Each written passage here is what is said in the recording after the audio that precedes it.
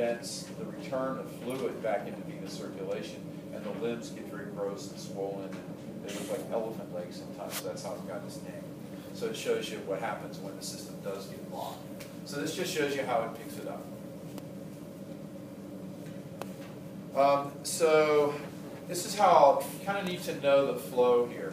So the lymphatic vessels carry lymph from the peripheral tissues back into venous circulation, and kind of, but not really so much. They kind of go in the same progression, sort of little to big.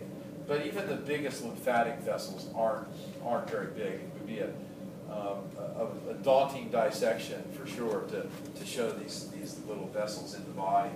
And like as I said, the system has no pump, unidirectional. Just the pressure of muscles and movement of the body is enough to move the lymphatic fluid back where it's supposed to go.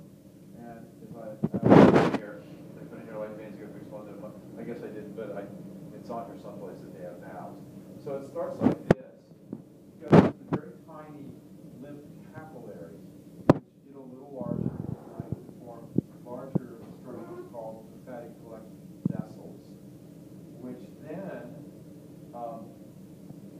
filter their fluid through the lymph nodes. Now we'll get to lymph nodes later, but I was asked a question last night on that chart over there, because in a lymph vessel there are afferent lymphatic vessels and efferent lymphatic vessels.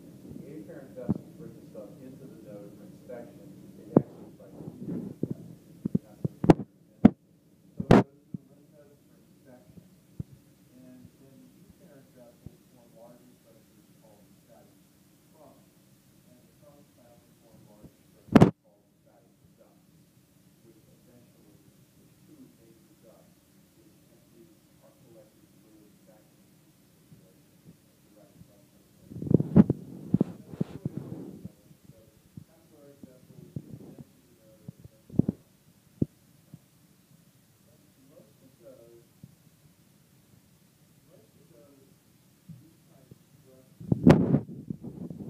seen on this chart over here. So it goes like this. Some things here for you, of course. Lymphatic trunks, there's several of them, obviously 5 of them here. So lymphatic trunks enter into the ducts. There's the trunks, the name of them, and the trunks sort of all get together and empty into the 2 major ducts, which are the thoracic duct and the right lymphatic duct. And they dump into the venous circulation at the left and right circulating veins, and everything gets returned to circulation. So, anyway, so it's not as intense as that. It's really not as many vessels and arteries as arteries run. But in many ways, it's very impressive. Let me go back. This picture, I can't see it very well, but it's similar to the one on that chart over there. Just a couple of things I wanted to mention to you. This little thing is called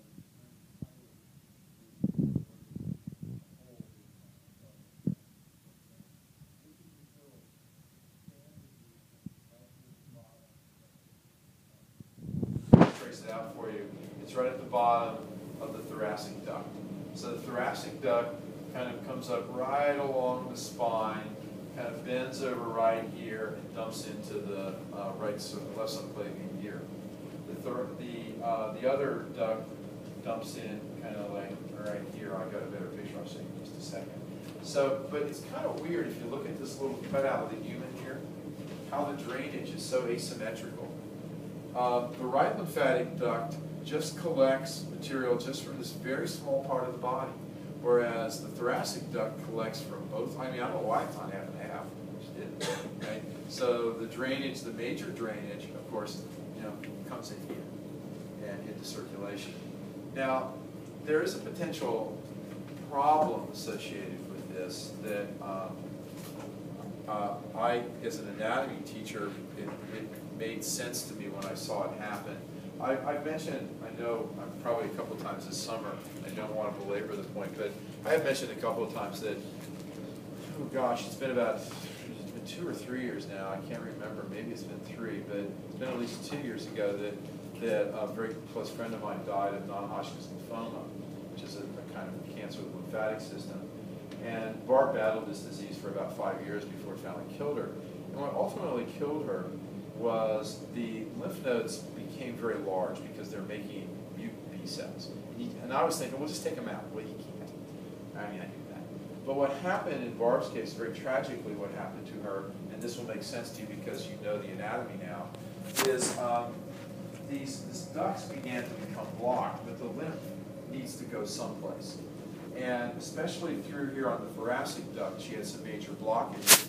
So the lymph sort of infiltrated out of the thoracic duct and began to collect in the small space between pleural membranes. In other words, fluid was building up in the space around her lungs. The fluid was lymph.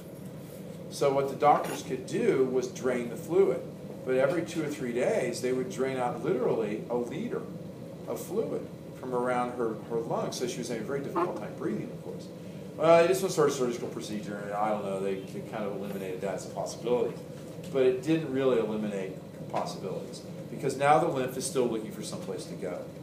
So the next place it found to go was around the heart. There's a space around the heart, the pericardial sac.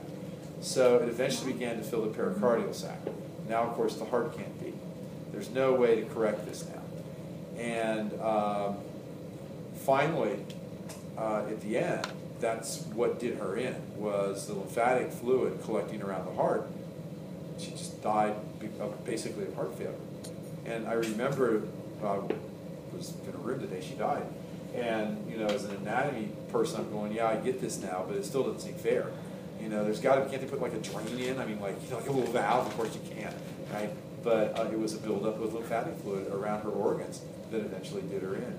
Non-Hodgkin's lymphoma is very, in many cases, a very manageable disease, but in her case, I don't know. So anyway, that are the major traumas. Now lymphatic stuff and disease. So the idea about this is any material that is in your body, it's in the interstitial fluid, can be picked up by the lymphatic system. So let's assume for a second you have a cut on a finger or a laceration on an arm or something like that, which gets infected, right? Well, there's an infection in the tissue.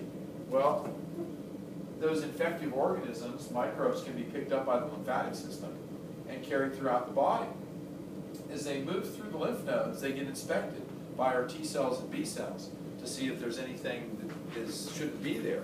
And if there is something wrong, that's why we get the swollen and inflamed lymph nodes. So these are sort of inspection stations, but it's also a passageway for other materials to get into the body. So any pathogen, whatever, can sort of get a free ride through the system, but the system will at least alert us that something's going on. So the lymph nodes inspect for foreign material, swollen tender nodes, that's something you'll see as nurses all the time, and we've had them ourselves, I'm sure, in the course of our lives, means a potential problem in the system. And the picture I put in is this person with, I think this is a very mild case of elephantiasis, but the lymphatic system is blocked by a worm. It's called lymphatic filariasis. It's a small little worm which is people get through a bite of an infected mosquito. Don't, you know, it's like put it, don't worry, you can't get it here. Don't call me up and say I've suddenly come down with elephantiasis. I'm not going to buy that one, right? Because you know that can't happen. But you can see how grossly swollen these legs have gotten. Right? Now, this also doesn't necessarily just affect the legs. It can also affect the breast tissue in females, and also, and the picture I did put in here is it can also begin to retain fluid, guys, in the scrotum, and the whole scrotal sac can get very big. There's the classic picture of the guy with his scrotum in a wheelbarrow, but I'll leave that to you to find. Yeah. There was I grew up in East County in Oklahoma, and there was a man that actually had elephantitis, and he had walked around for years, and they didn't cure it or whatever. So I actually thought it was a genetic disposition. Sometimes you'll see import cases in hospitals around here. You won't